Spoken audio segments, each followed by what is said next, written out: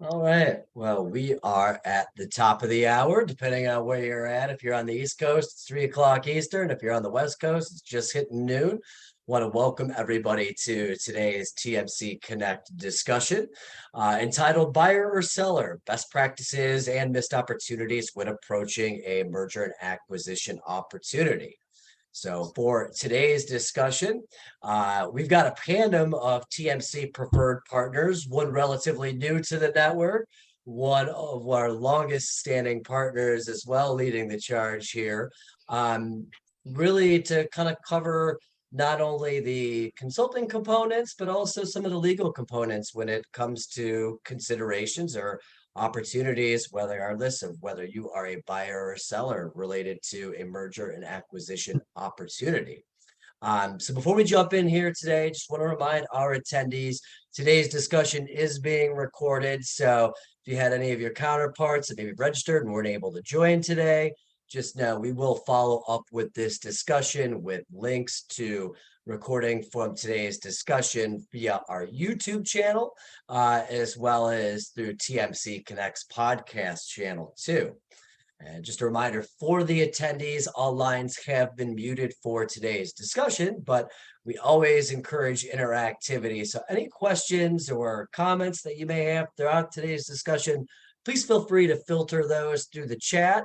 Knowing this can be a sensitive topic, if you would prefer to remain anonymous with any questions you may have, I would highly recommend using the Q&A function at the bottom of your Zoom screen, and therefore you can ask any question that comes to mind and remain anonymous here, and we will then go ahead and verbalize those questions with our esteemed panelists towards the tail end of today's discussion. So as we get started here, as I mentioned, I have a pair of TMC preferred partners helping us conduct today's conversation. First off, one of our newest partners within the network, really driven just by feedback and honestly a lot of the market conditions, was bringing in both David Schneider and Steve Stein, who are managing partners with Silver Strike Advisors, TMC's partner who helps lenders, whether they're on the acquiring or being acquired side of potential merger and acquisition activity. Additionally, we have one of our longest standing partners within the network when it comes to those legal considerations that could go into an M&A transaction, Johnston Thomas Attorneys at Law.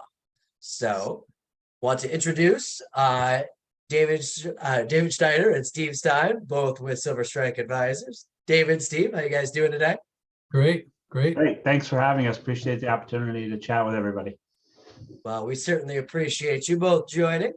And then additionally from Johnston Thomas, Attorneys at Law, we have Ashley Jump, as well as the Mortgage Banking Practice Chairman, James Brody. Hey, Ashley and James. Hey, thank you very much. Happy to be here. Excellent. Well, before we kick off, just a brief overview of the agenda for today's discussion. Want to talk and spend some time around just our panelists' observations over the current M&A environment, and then providing some insights and overview on the multitude of deal structures that are out there and can be considered, and in doing a deeper dive into some of the deal flow process, some that you may be more familiar with and some that's a bit more nuanced. So just a quick highlight of the agenda we'll look to dive into.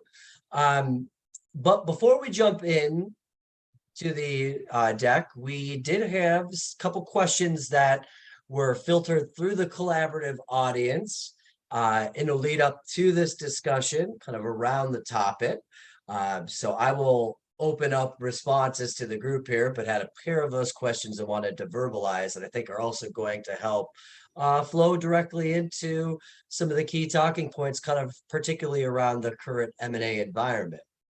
And it's a common question that we hear here at the collaborative, but just verbalizing the one that came in from a lender of ours, and that's, if I'm interested in being acquired or selling, potentially just a portion of my branch footprint, as of today, is there still a market to potentially get fair value? or sufficient value to justify delving into a merger and acquisition opportunity? Maybe I'll take a quick shot at that, and I think it ties right into the first slide on the M&A environment.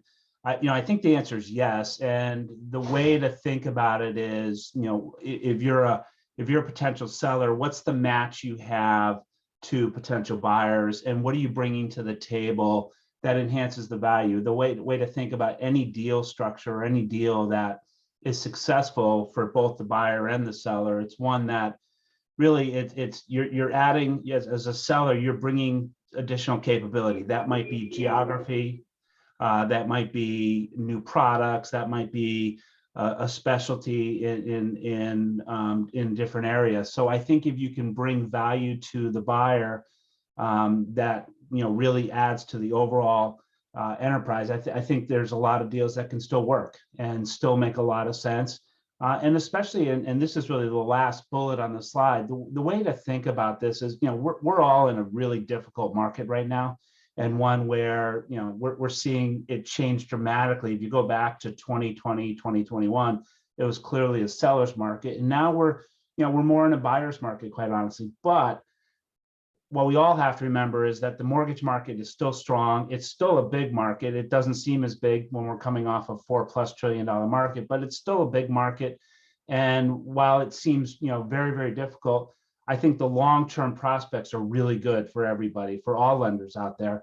And I think those that have that long-term vision view this downturn as an opportunity to expand, to grow, to take market share, and come out of this even stronger. Will really benefit from looking at acquisition opportunities. So I think the answer is yes. And it's probably there's probably more specifics that are really necessary in order to have that match work, but lots of deals can still be done. Yeah, I mean, it's a great point, David, too. And we see it just in the collaborative membership as well. I think lenders that, put back some capital from the two strongest years our industry had back to back from an origination standpoint, see the forest through the trees and are looking strategically at where it makes sense to deploy capital, over the extended period of this current downturn cycle, to your exact point, to become stronger really on the other end. We looked at a $2.2 trillion mortgage market at the onset of 2020. There'd be a lot more optimism around that figure than in hindsight after back-to-back $4+ trillion years. So it's all about perspective. It is all a matter of perspective, and it's the mortgage market. We all know it, and things are probably never as good as we think they are, nor never as bad as we think they are. And I think that perspective is important. Great point there. And I'll address just the one other lead-in question, and then allow guys to kind of take it here from the next standpoint. And this question was, as a company going through the process of incorporating an acquired lender into our business structure, do you have any tips on effective integration of staffing to maximize my now larger operations efficiencies? Yeah, I think on integration, there's a few things that I would really focus in on. One is making sure you're communicating with both sides, both parties, and making sure that you have a clear vision for how you'll operate the company post-acquisition. And that's really important, because if you don't sell that story, if you don't tell that story of how the company will operate, everybody else will tell it for you. And they're all going to get it wrong. And those people getting it wrong are the recruiters and everybody else. So having a clear story and a clear vision for what the new company looks like and why it's really good for everybody to come together and what the benefits are. I think the one thing to think about is, especially for the sales teams, is to think about what's in it for them. Why is it good for the loan officer that they're coming together? Is it products? Is it pricing? Is it sales support? Is it access to leads? Whatever that is, but being really clear about that and repeating it over and over and over again.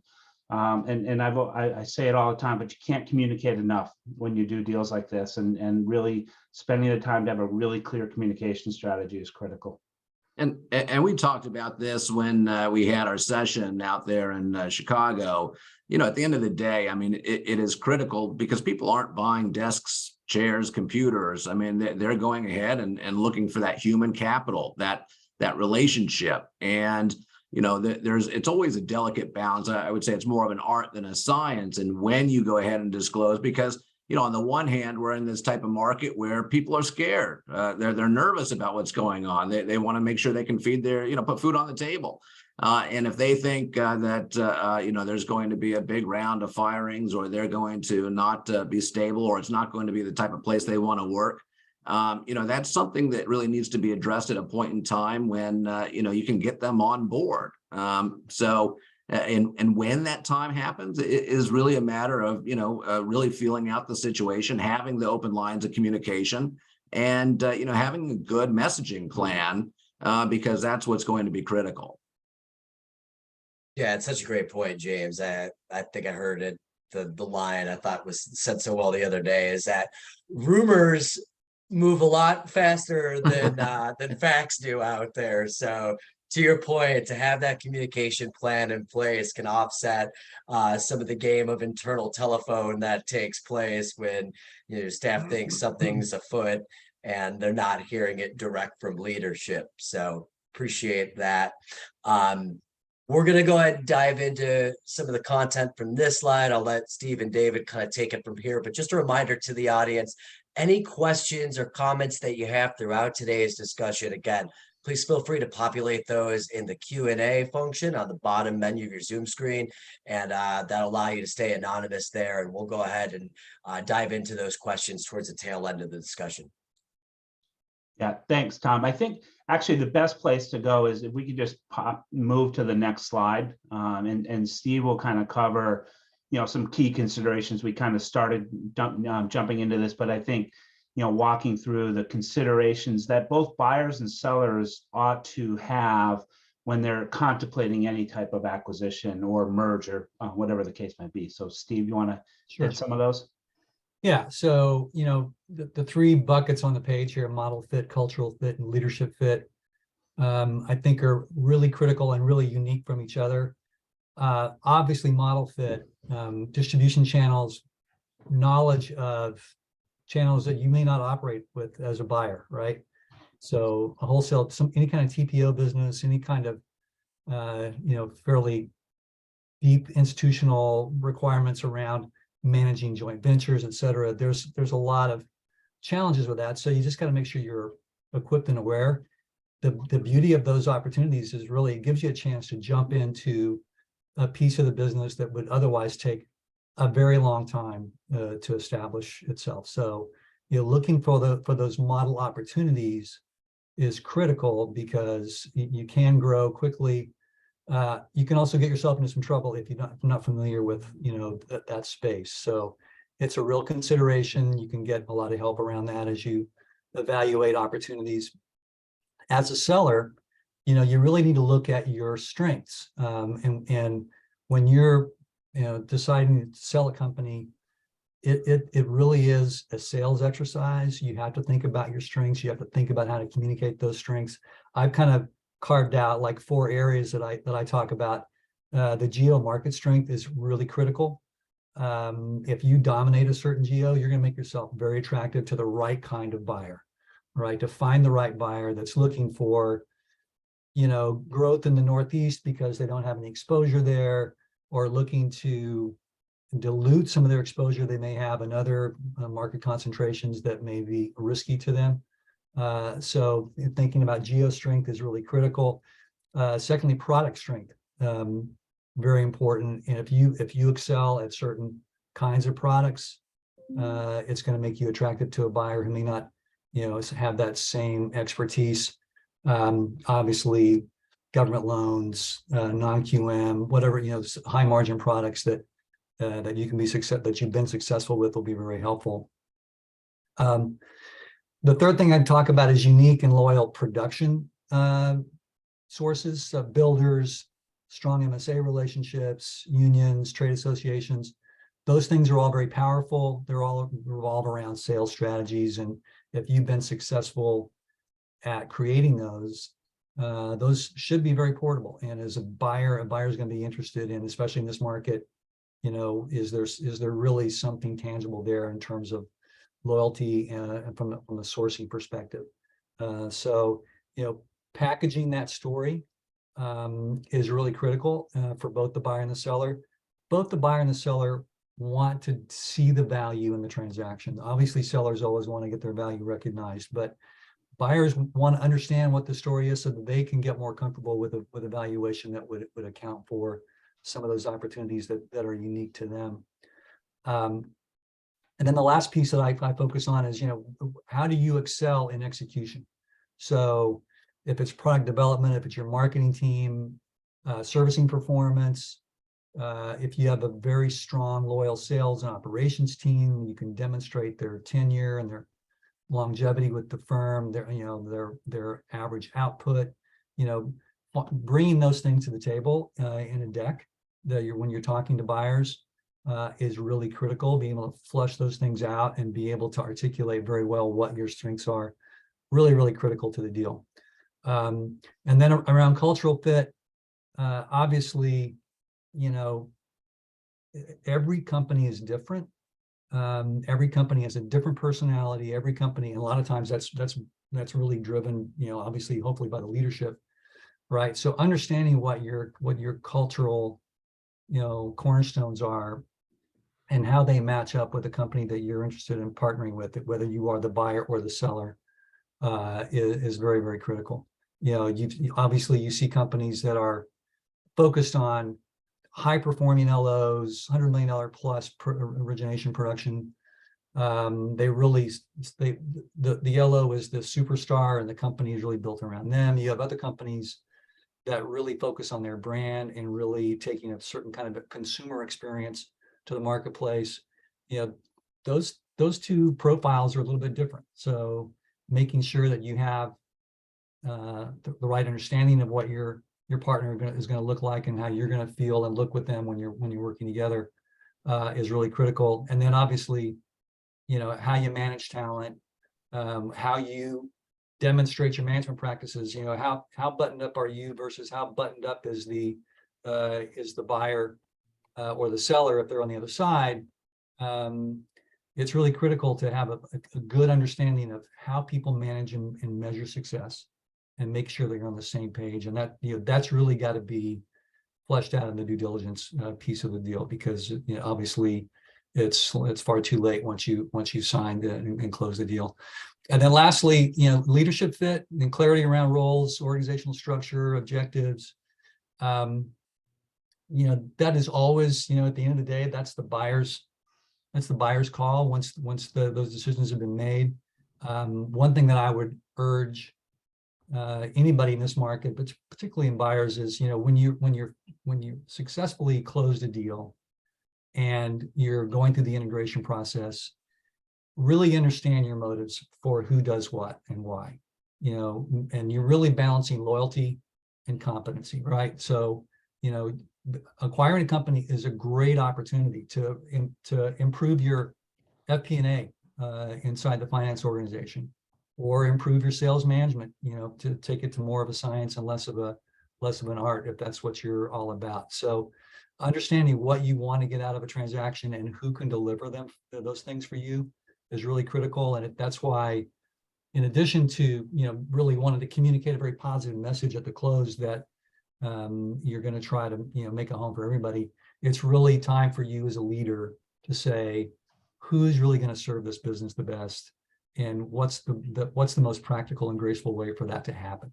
And again, some advice and support around that process is always useful, and those are the kinds of things that we do when we talk to buyers and sellers.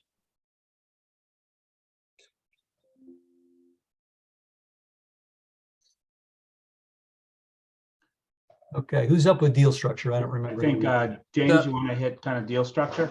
Yeah, so I'm going to have Ashley. Ashley's going to go through and talk briefly about the different types of deal structures, their pros and their cons. And then I'll go ahead and be talking about the letters of intent as well as the due diligence process, so we can kind of round this out.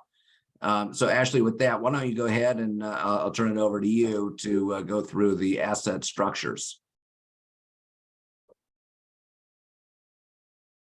Absolutely. So completing an M&A transaction gives borrowers that are looking to achieve strategic goals an alternative to just organic growth. It gives sellers an opportunity to cash out, as we see happening within the mortgage industry, or to at least share in the risk and reward of a newly formed business. There are three main avenues for acquiring or combining in a business. Number one is a stock purchase or a membership unit purchase if it's a limited liability company. Number two is an asset purchase. Number three is a merger. All three of these structures are different types of acquisitions that fall into the domain of M&A and hold their own set of benefits and risks.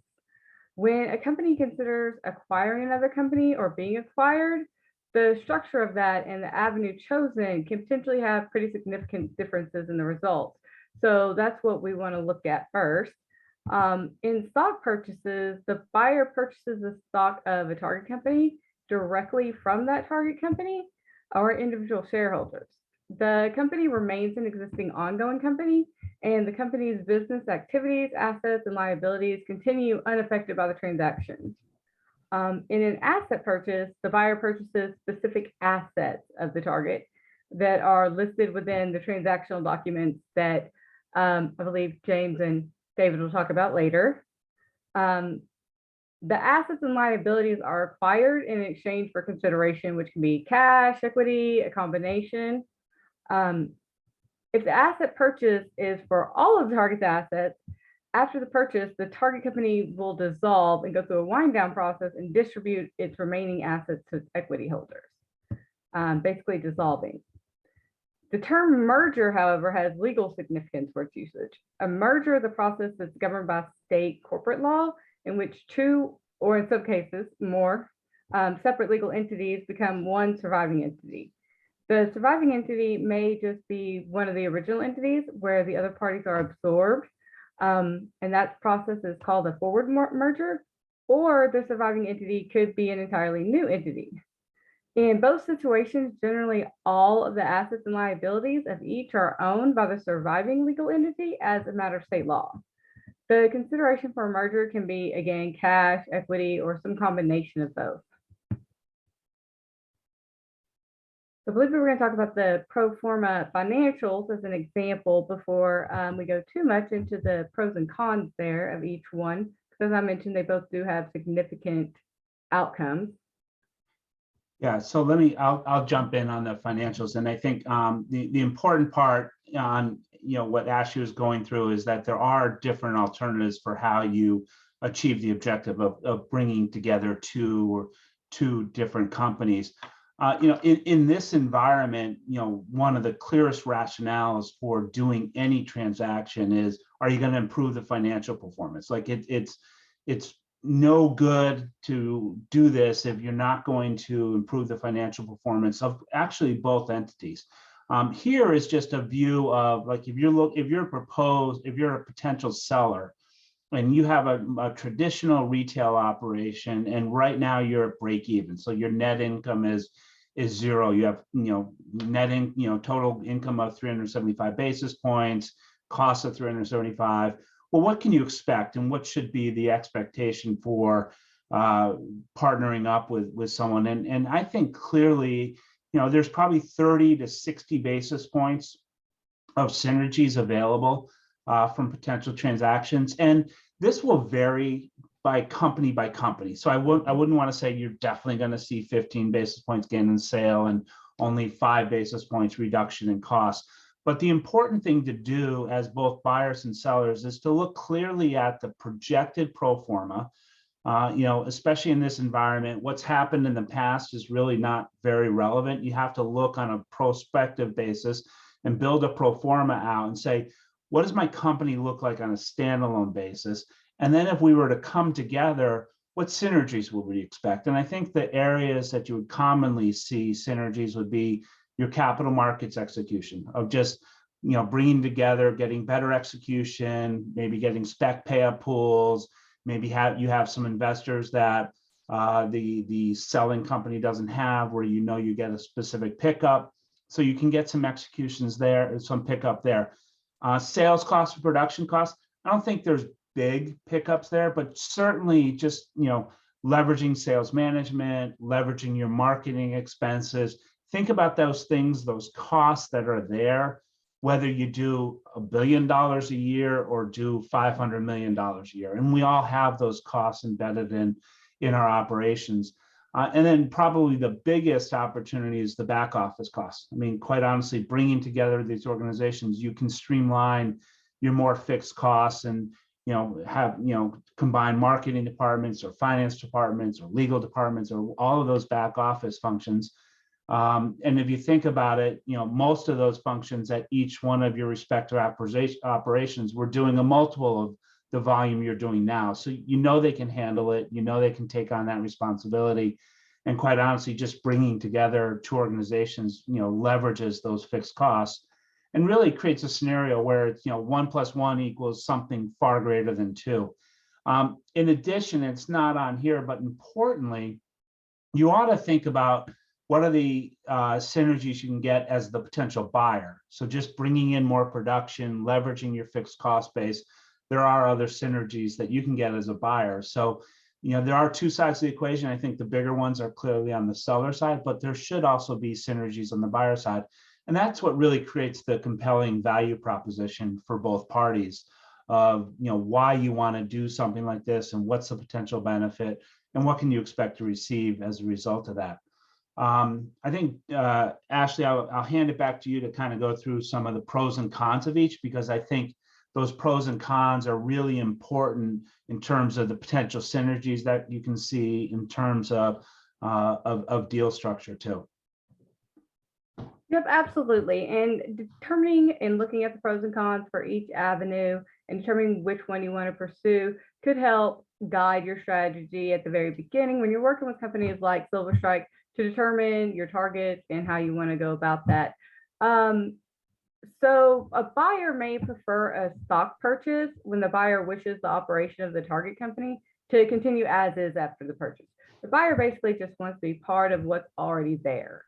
One thing that makes a stock purchase particularly attractive is that only certain circumstances would require third-party transaction approval.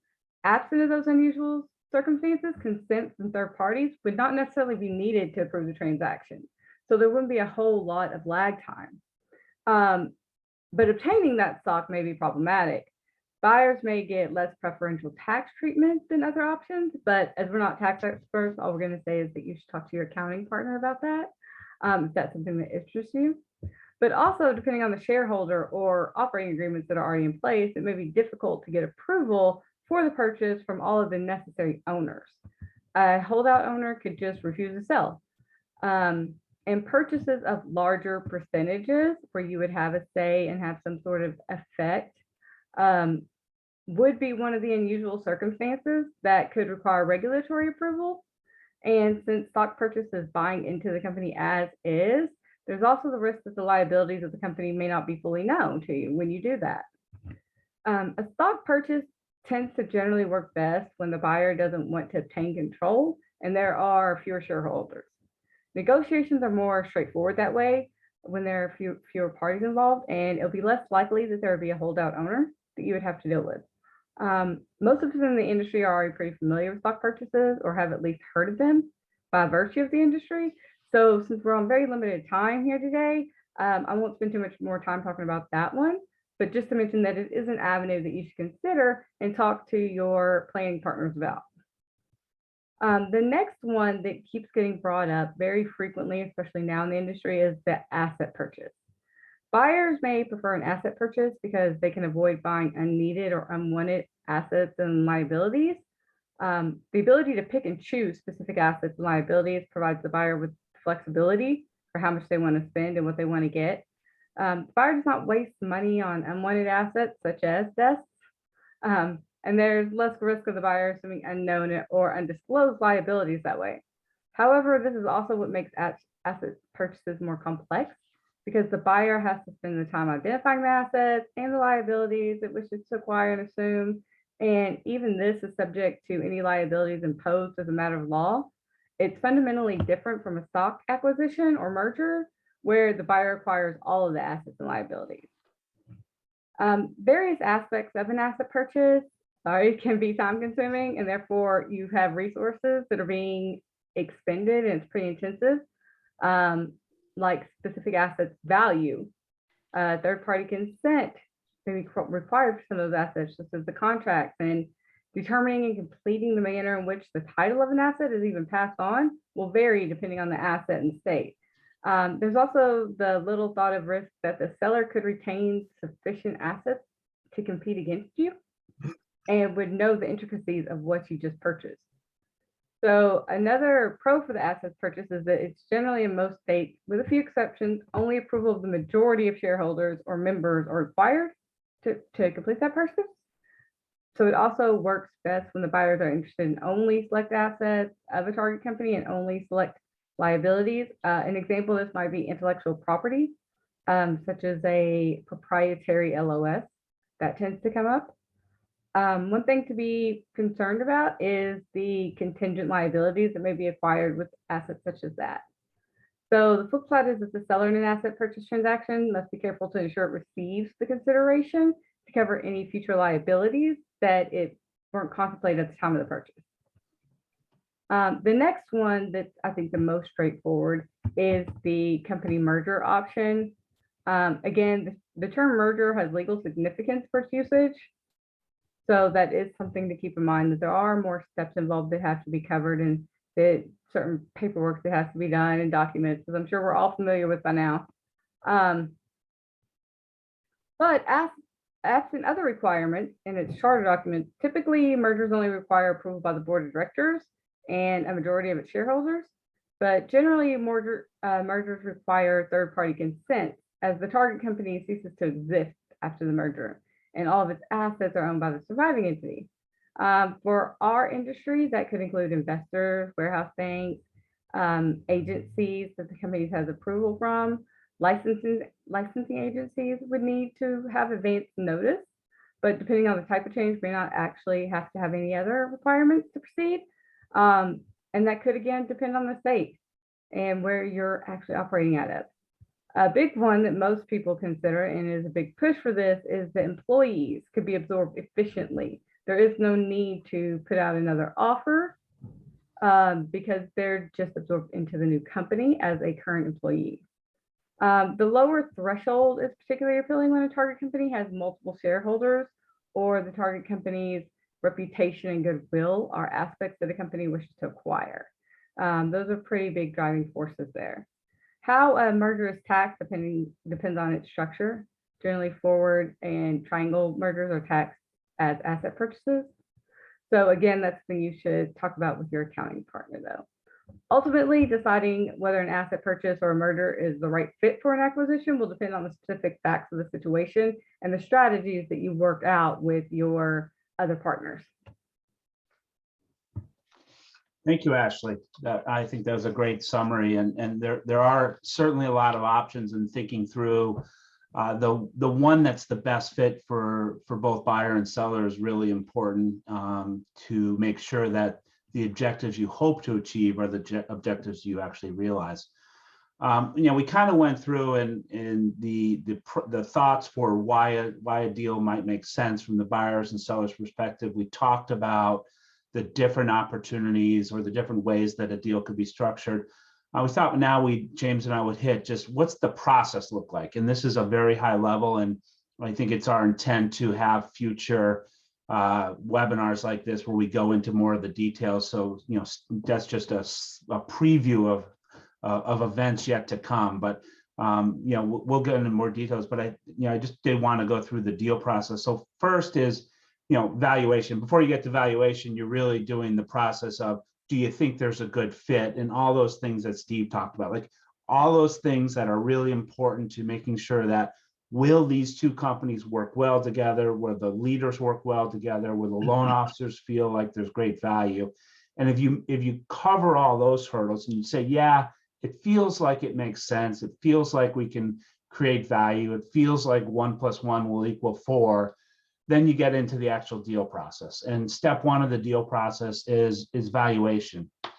And really the simplest way to think about it is the way to look at it is through two lenses. One is, what's the value of future cash flow? So really a net present value analysis of the target's future cash flows, and what do you think those are worth? And what are the variabilities that you should anticipate in those cash flows? And we all know the mortgage market is really hard to predict. And I'd encourage everyone to look at it, but take a long view of it. You're not going to be right in year 2, but year 3 is going to be better than you expect. So you have to really look at it for a 3 to 5 to 7 year time period and feel like the cash flows that you expect will be realized. It might not happen in exact sequence, exact format you anticipated, but you feel relatively confident about that. I'd also take a close look at the value of the equity of what you're acquiring, and that's especially important if you're acquiring the whole company, because you're really acquiring the equity. And do you feel good about the balance, the assets on the balance sheet? Do you feel the liabilities are properly recorded? Even if you're doing an asset sale, an asset purchase, you got to look carefully at the assets you're buying, look carefully at the liabilities you're taking on, and make sure that those are valued appropriately, and that you've done a really thoughtful process to come up with a number that makes sense for both parties. From there, we go to letter of intent, which is really what I think of as the business person's, here's the deal. And it's, fairly short document. It lays out the deal in some terms. And then we get to, from there, we start into the due diligence process. And I'm going to hand it off to James James explains the more complicated stuff. So we'll hand it over to James to handle the due diligence. Yeah, thank you. And I'll try not to get too much into the technicalities here, especially since we're going to be doing a larger program for this. But look, during the M&A transaction, typically after the parties have spoken and come to a decision that they would like to proceed, the first step here is the process for the parties to enter into what's termed a letter of intent or term sheet.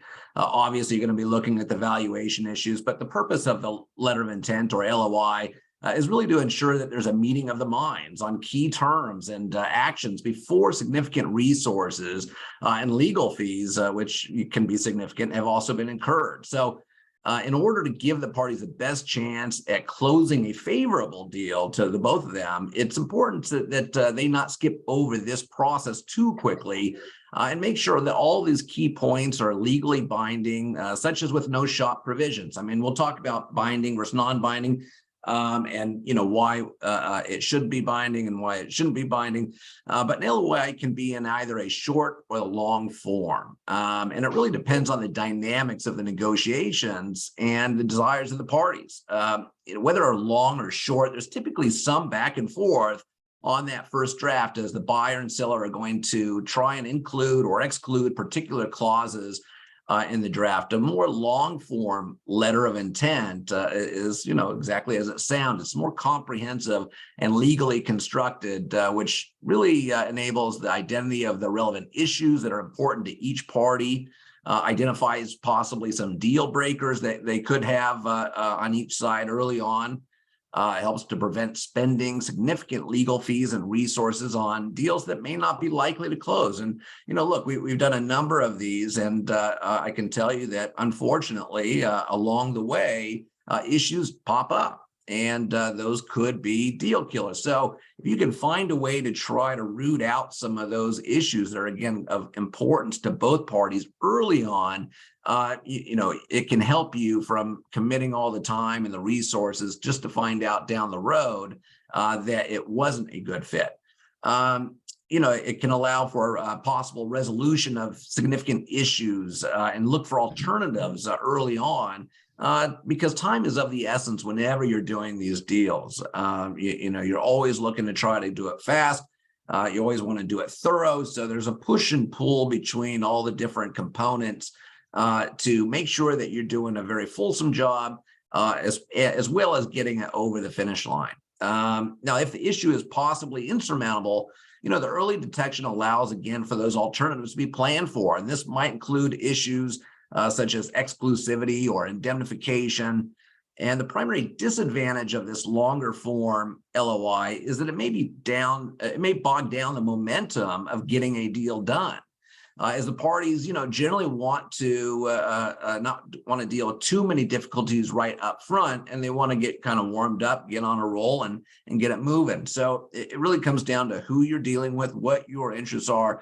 Of course, my preference is it's better to address some of these issues early on, so that you can really make sure that you're not going to waste a lot of time and money. But the advantage of maybe doing a short form LOI is that it's generally quicker, again, to negotiate and get the ball rolling, as well as it only addresses generally some smaller issues, price, perhaps a few key terms, like an escrow holdback for sellers' indemnification protection, length of escrow, exclusivity, no shop.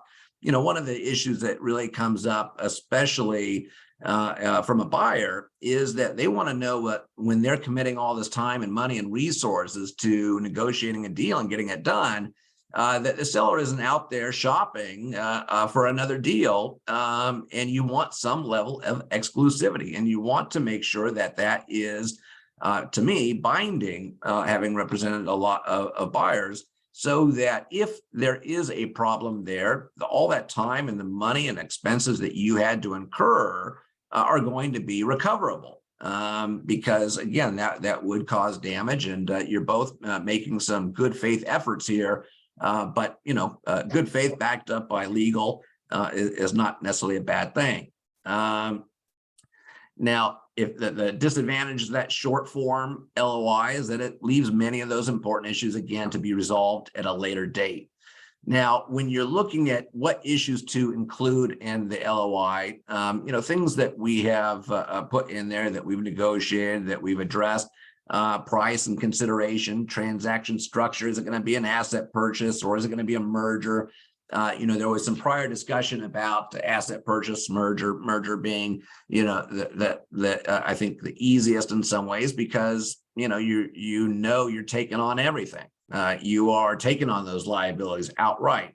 But what really happens in these deals is a lot of them, people want to structure them as asset purchases. But as I mentioned at the outset, you're not buying chairs and desks. Well, you are, but what you're really after is that production and how it's going to help you become a stronger company, growth.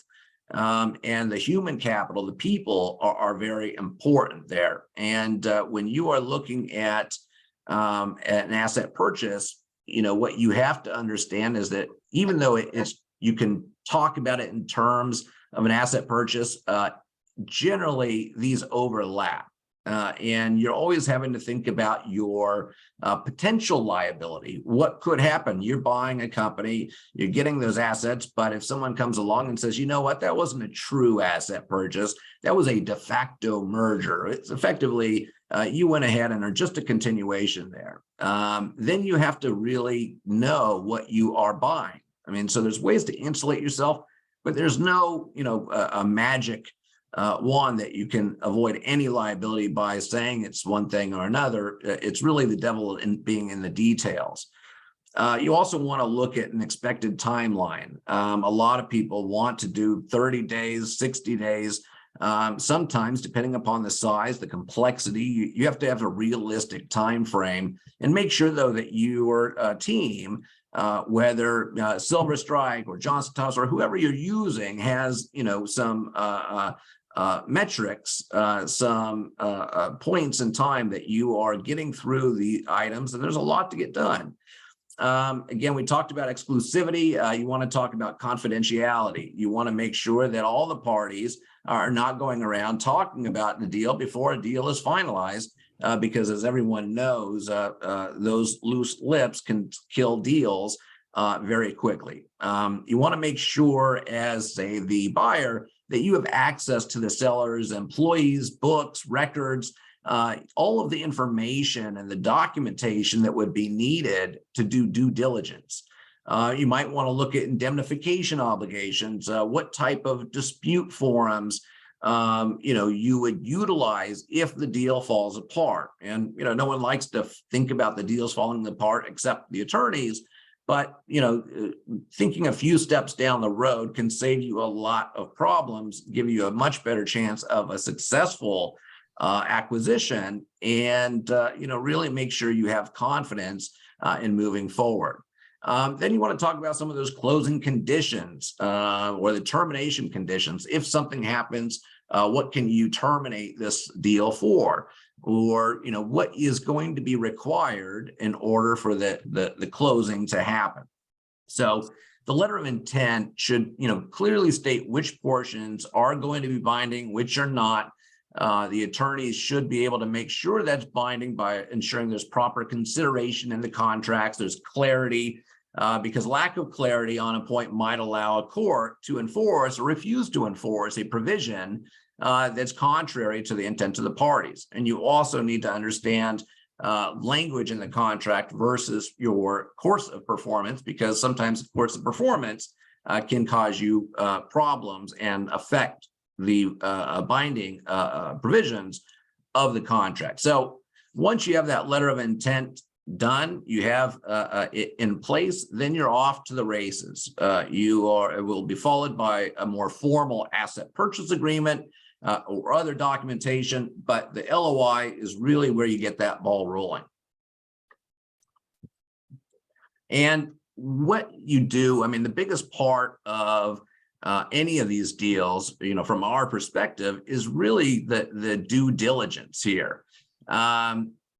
You have to make sure that you understand what you are buying. It's generally, again, the most time-consuming and critical part of these transactions. It requires a detailed examination and an analysis of the target company from both internal and external sources, and it helps you to verify that target's value and the identifiable liabilities that you may be taking on. If you were to find out that a target had some massive compliance problems, they were under a consent order, or they just got hit with a lawsuit asking them to buy back 30 loans, how is that going to be dealt with? Who's going to be liable for that? How is it going to affect the integration of the companies? Things that you do in the due diligence, and these are just some of them, performing multiple types of searches, UCCs, fixture filings, federal state tax liens, litigation at both state and federal level, judgment liens, bankruptcy, IP, ordering documents, charter documents that include, all documents on file, records of good standing, bring down letters with verbal status checks, credit reports. You have to look over the filings, such as formation, shell holding companies, potential qualification of an entity in multiple jurisdictions after incorporated. What are you buying? And this really comes down to a lot of legwork of CPAs, lawyers, deal advisors. You need to have dedicated people at both the buyer and the seller who are going to make this task easy, because last thing you want to be doing is wasting time going to this person, that person. You need points of contact to really make sure these things are facilitated, and that you have some agreement on who's going to be doing what, who has access to what, who's bound by that confidentiality. And again, that comes down to the letters of intent and the due diligence. And then from there, I'll go ahead and turn it back to talk about the closing and the integration. But there's a lot that goes on, and I think that we'll be able to expand on this in our future webinars in a way that is more that you can really see the skeleton and look at all the individual parts, how those fit in, how those affect what you want to do, whether buying or selling, and coming up with a good game plan so that you don't have any surprises along the way. Yeah, and James, that was a great overview. And I think the last point of you don't want surprises, like all of this is really designed so that there's a meeting of the minds. Both parties understand the deal. Both parties understand exactly what they're buying and why the deal makes sense. And if you do all that well, and you do the communication process well, by the time you get to closing, that should be the easy part. That should just be exchanging paperwork and funding the deal. Because once you even get to closing, and once you set a closing date, you're going to want to do a lot of work pre-closing to make sure that once you get to the closing date, you have all of the preparation in place, that you know exactly reporting structures, that you know how you're going to manage the sales force, that you know how you're going to take advantage of any integration opportunities that you identified, that you know how you'll achieve the financial pro-forma that you put forward. So really, all of the work needs to be done up front, and spending the time on those important things of letter of intent and due diligence that James went through is really important. And I would encourage everyone, don't shortchange that process. Don't shortchange that process, because it pays dividends in the end with having a successful deal and making sure that once you get to that starting point of day one, that you're really off and running. And then once you get to that starting point, the integration process becomes much easier. And, really being sure about the communication process. And James talked about it earlier, but the rumors are faster than anyone's communication process. So have a communication process that's be clear and repeated over and over again about why this is a good marriage, a good partnership coming together, why it's good for all parties involved, and what are the benefits that everyone can expect to see from it. So I think, those, if you kind of take those steps in order and take the time to prepare, I think you'll have a very successful transaction. So, kind of we'll wrap up here with kind of a few summary steps and things to say, and James and Ashley and Steve should jump in, but, deal fit is critical. If it doesn't work on paper, if it doesn't work in your discussions, it's probably never going to work. And, you want to know that earlier, and it's got to be a deal that where you see 1 + 1 = 4. Both sellers and buyers must be attractively positioned, and that's important too, because you're selling to one another. While there's technically a seller and a buyer, that match has to make sense for both of you, and you should spend the time to position yourself, whether you're a buyer or whether you're a seller, to be an attractive partner up front. And that's work you can do up front around how do you tell your story, how do you position the company for future success, how do you position the company to participate in an M&A activity. Be clear about shared financial expectations, and then communicate, and do that all over again, because this is all about people coming together, loan officers joining forces and making a bigger and better company. But it has to make sense for everybody, and it has to be communicated in a way that's clear to all parties. James or Steve or Ashley, have anything to add to that?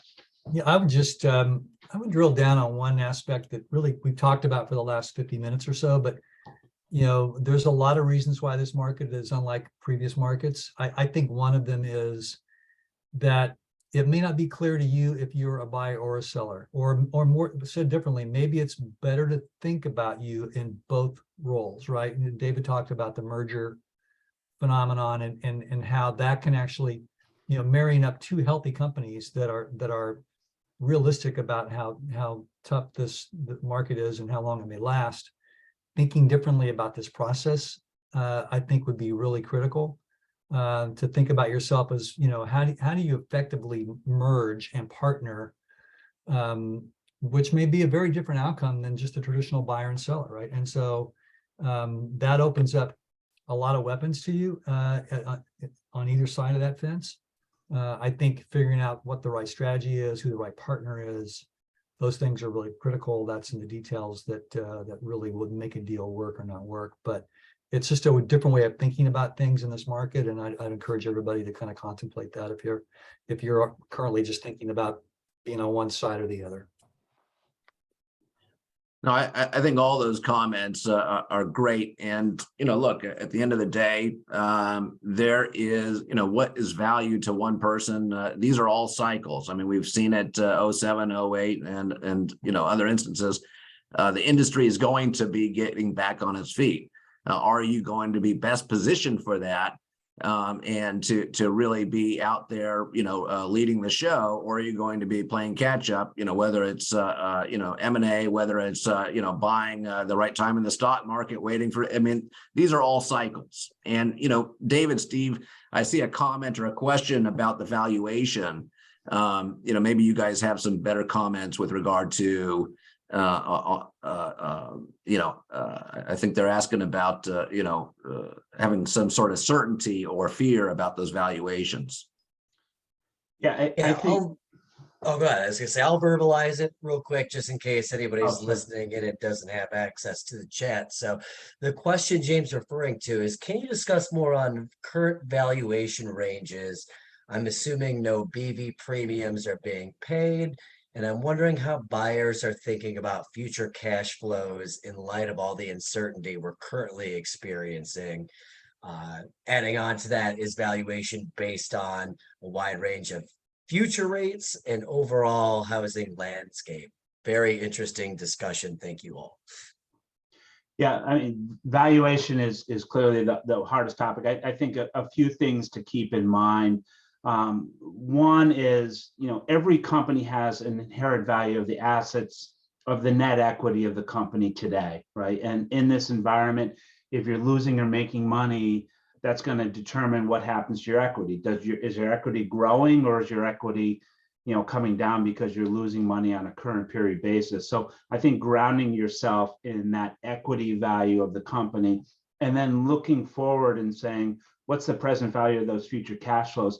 I actually don't think the future cash flows are that hard to predict. We're in a very difficult market, but it will get back to normal. And just like no one really believed that 2020 or 2021 was normal, no one really believes 22 or 23 are normal either. And I think you can look at normalized markets. You can look at a lot of good history and data on, how much mortgage companies make kind of year in and year out, and project that out. And, I think you ought not to skew your view based on, today, the dark days in front of us today, nor if it's a really good market like 2021, that's probably not going to last. And we've all seen that. So I think there's great opportunity out there. And I think, just looking at the market in terms of what's the purchase market going to do.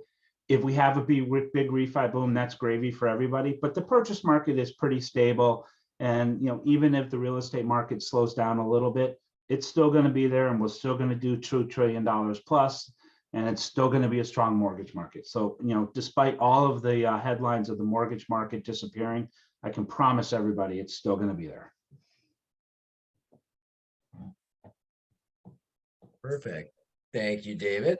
I know we're up here on the top of the hour, so I want to be mindful of everybody's time. Any final comments, commentary from the group you'd like to provide to the audience before we wrap here?